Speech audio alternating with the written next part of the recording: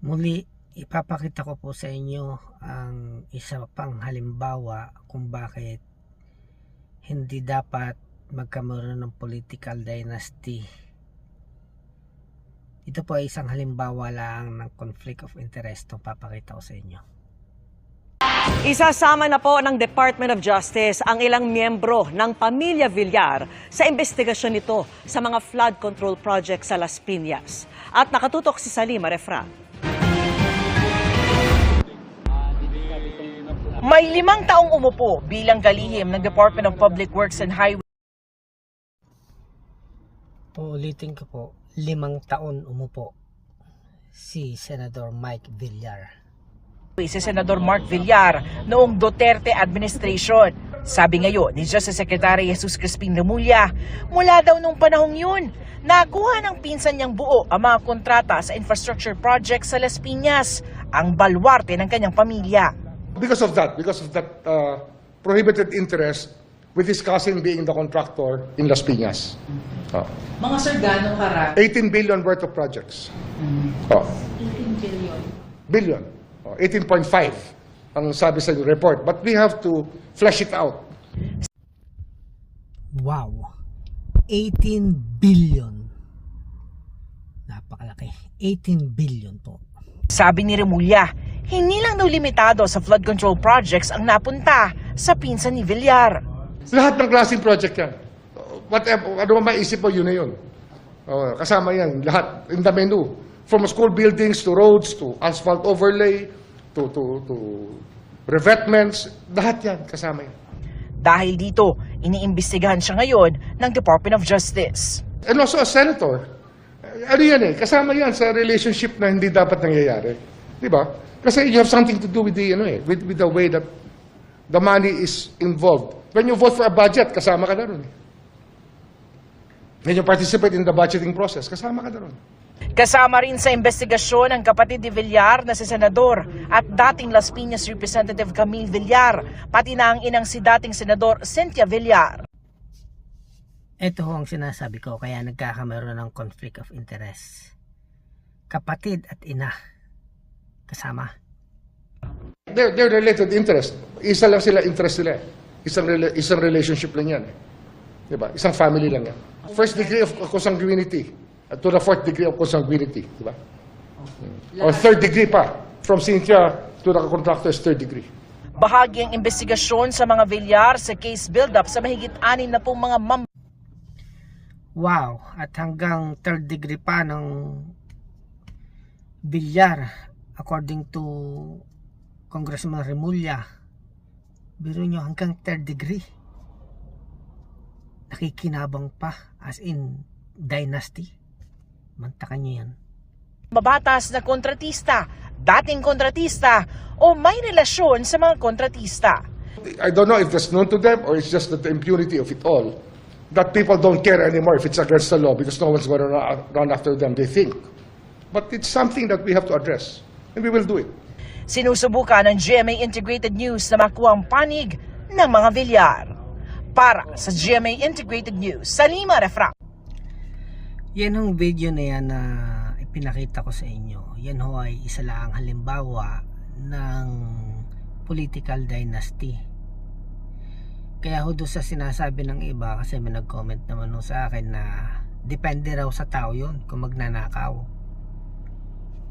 Totoo yun, depende ho sa tao kung magnanakaw. Kaso nga lang ho, yung iba kaya ho nakakapagnakaw dahil may mga pamilya na diyan na pwede nilang pagtakpan, pwede silang magtakipan. So inaakala ho nila na siguro marami talaga nakakalusot diyan na nagnanakaw sa kaban ng bayan dahil kaya-kaya nilang pagtakpan. Pwede silang magsabuhatan kagaya ho nang nangyayari dito. Itong pinakita ko sa inyo. Yan ho ay isang halimbawa pa lamang ng political dynasty. Mantakan nyo, isang senador pa lang ho yan. Alam naman ho natin na ang buong Pilipinas, na ang mga nasa politiko, mapa-local man yan hanggang national, lahat po yan ay dynasty.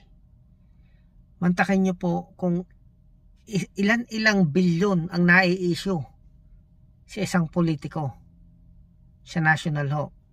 Halimbawa sa senador, ilang bilyon sa isang senador ang nai-issue. Ilang senador po yan. Bilyon-bilyon po ang pinag-uusapan natin na nananakaw. May local government pa po tayo. Alam din naman ho natin na local government, dynasty din po yan.